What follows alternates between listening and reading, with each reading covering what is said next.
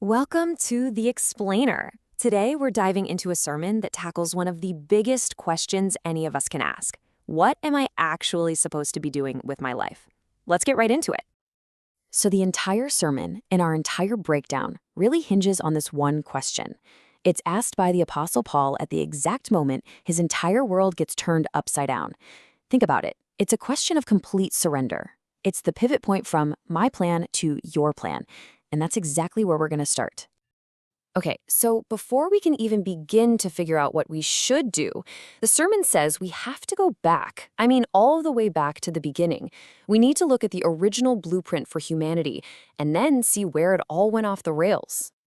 And this slide, wow, it lays out the contrast so clearly. On the one hand, you have this incredible starting point for humanity, made in God's very image, meant for this amazing relationship with Him. But then, on the other side, you see the fallout.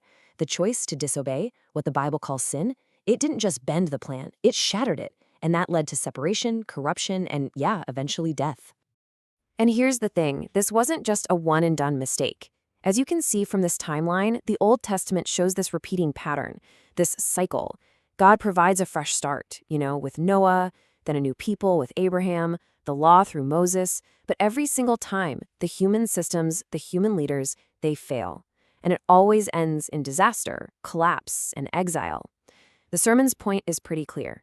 The problem was baked into the system itself. All right, so all of that history, that long story of failure, it really sets the stage for a completely different kind of solution. The answer couldn't just be another new system or another flawed leader. No, it had to be a single, perfect individual who could finally fix this impossible problem for good.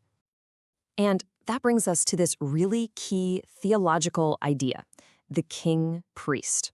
Now, you have to understand, in the old system, those two jobs, king and priest, were kept totally separate. It was a check and balance.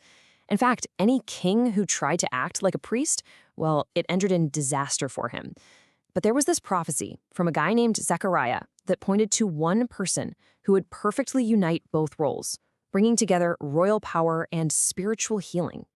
And this table just nails the difference. It's like comparing two different operating systems. The old way had flawed leaders and sacrifices that had to be made over and over and over again. The new solution? It's built on one perfect leader, the king-priest, and one single permanent sacrifice that achieves a final, complete victory. Okay, so we've been talking about some big, historical, theological ideas. But this is the moment in the sermon where it all pivots and gets incredibly personal. This is where this idea of a king-priest completely reshapes your identity as a believer today. The sermon really focuses in on this one powerful verse from the Apostle Peter. And the claim here is it's kind of mind-blowing. It's not just that Jesus is the king-priest. The argument is that anyone who follows him becomes part of a royal priesthood. And as the sermon points out, that's not just a fancy title, it's a whole new job description. So what on earth does that even mean, a royal priesthood? Well, first, it's about having a new identity, one that's chosen and intentionally set apart from the world's values. It also means you get to share in Jesus' mission. Your purpose is to represent God to the world, and your duty, well, it's to help lead others from darkness into light. And this brings us right back around to where we started.